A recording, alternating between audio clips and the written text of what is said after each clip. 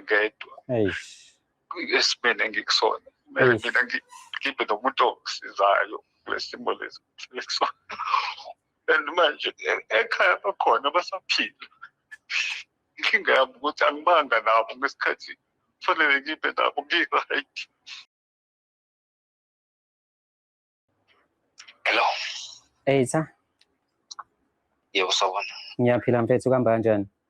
Ngiyaphila futhi ngikhuluma nobani? Ukhuluma noMatifana mfethu from Umjolo Show. Oh, futhi. Ngiyabonga futhi ngicela ungilinde kancane. Ungilinde kancane bafo.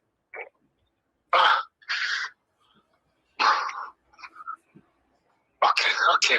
Yeah, ngiyabonga futhi. Ngiyaphila futhi. Ngikuphazamisile nibafo, bowenzani? No, futhi ngizama uvala isicaba lapha ndama ukuthi bangazwa kakhulu abantu abasemnyango ukuthi ngisocingweni nokuthi ngikwazi ukuzwa kahle mntama. Oh, okay. Ubani kambe eqhawe ngikhuluma nalo mfethu? Angizange ngisabuza mfethu, esinqeshe. Okay, futhi ngiyaxolisa. Ukhuluma noMandla Mdlalose. Mfowethu Mdlalose. Mfowethu ula kancetho ngokuhlala.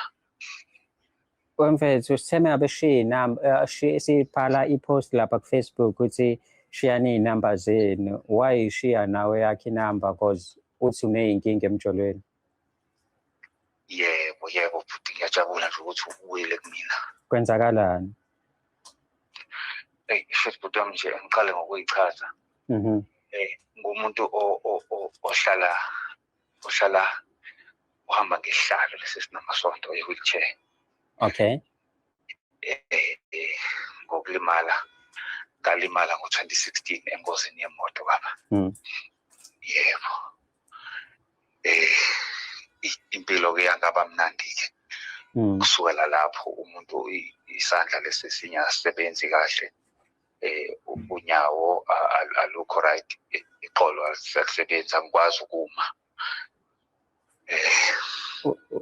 Ulinyazwa yini mfethu? Mengabuza nje ulimala kanjani? Kwashayisana i-taxi ne-truck lapha eCrest umuntu wayetohweni. So njengamanje umuntu onenkinga mfethu. Yebo futhi. So inkinga yakho ke manje nayo si-affecta nomjolo. Ungena kanjani umuntu wesifazane la enkingeni yakho? Futhi ungena kabuhlungu umuntu wesifazane la mpintwami ngoba sonke lesi sikhathi bekade sinaye siphila ndawonye, ngiyobhalisa indaba zeyimali lezi ngothola imali utholo rafu. Sihamba naye engilekelela yonke indawo kangangokuba kwezinye indawo bezaqashe ngisho imoto ezongihambisa kosayina, engihambisa esibhedlela makudingeka ngiye esibhedlela. Umehluko uma ngisekhaya bekufanele ngigibele amateksi mangabe kufanele ngosayina. So uma ngingakuyena okuba easy ukuthi ngihambe ngiye asiqangqashela imoto uthola ukuthi phatheka kahle until zize iphume imali budwa wami. Ila eqale khona ukuthi sekufanele manje ngikhethe umndeni wami noma uyena, because yena ukhombisile ukuba nami kade isimo sinzima enginakekela ngayo yonke indlela budwa. So ngagcina ngumuntu ohlala kubo-ke izinto ey'ningi sizenza naye. Kangangokuba bengumuntu ongathandi utshwala ngale ndlela ukuthi gcine sengiphuza, kodwa wagcine ngijwayeza utshwala, ngiphuza utshwala, sijabule naye. Kwamnandi nje, angifuna ukuqamba amanga. Isimo sishintsha-ke manje emva kokuthi iy'mali zingasekho, sekunenkinga-ke manje. Njengoba ngikhuluma nawe nje anginayo indawo yokuhlala, ngihlala emqashweni. Koqala-ke kwanoshintsho-ke manje nakubo la kade kuhlala khona. Mangithi ngiyabuza ukuthi hayibo naku ukushaya o-8 engabuyile, ngithi ngibuza kubafowabo kuthiwa yini indaba ngingafaka upetrol kule moto yami, ngiye kombheka bakhuluma izinto ey'fani nje ukuthi ufaka kanjani upetrol lesihlalo lesengihleli kusona. Sengiyihlaya nje manje kanti akekho angazi ukuthi uyephi. Kokunye baze basho ukuthi indoda nendoda iye kofela kupho. So ngabona ukuthi impilo isiyimbi manje. Kwesinye isikhathi kuyenzeka ngigadli ukuthi ngibize ingane ngibhakele ukudla zibhizi iy'ngane kungenzeki.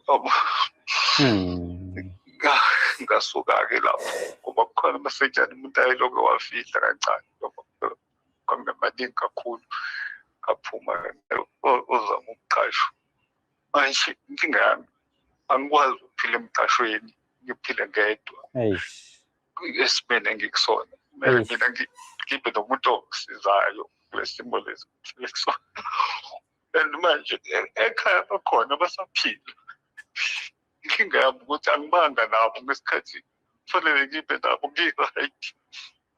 Ngidinga umuntu ozokwazi ungiphekela lapho isikhathi angigeza. Ngiyafisa ukubuyela ekhaya ngiyoxolisa esimele ngibe yisona kumuntu sengibalekele manje. Ngingaphi lapho nje futhi.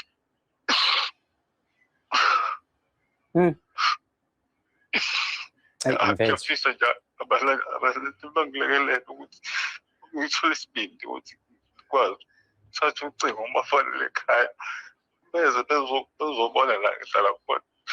First decide ukuthi bayangithatha kwenzakala.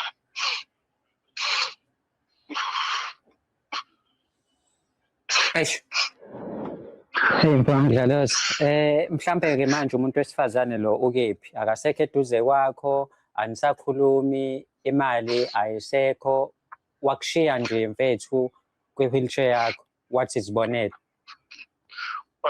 Angishiya kanjalo, kodwa abantu bayasho ukuthi lo bhuti lo kuyena wayekuhambisa ngemoto.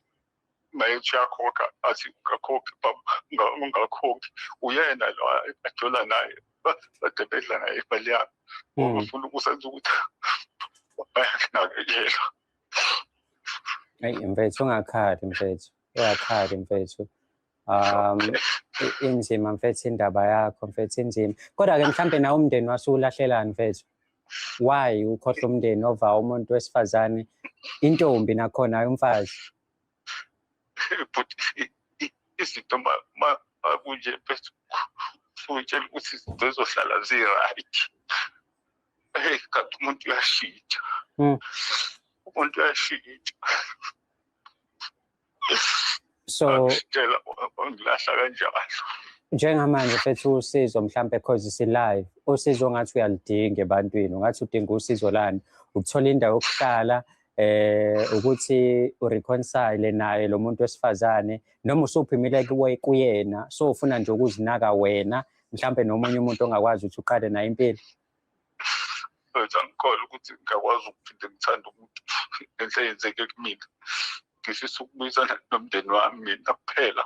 Kube wona onginakekelayo kusifelisa ukuthi uNkulunkulu uyangithatha ngoba manje izinto ezenziwa abantu angikazi ukuthi kanjani. Ayikho into kade ngingamenzeli yona, ikhathi belihlala kuyena. Kuyena owenza izinto ngekhathi lami ngoba mina ngazi ukuthi njobe enginakekela uyangithanda. Bakhona mhlambe ekhaya abantu ongakwazi ukuthi usinikeze mhlambe noma iy'namba zabo, mhlambe mengabe siqeda la ngiphinde ngikufonele futhi sikwazi ukuthi-ke sikuxhumanise nabantu bakini mfethu, bakwamukele nesimo sakho, uxolise nangephutha nje mfethu owalenza. Nginayo inamba kasisi wami omdala.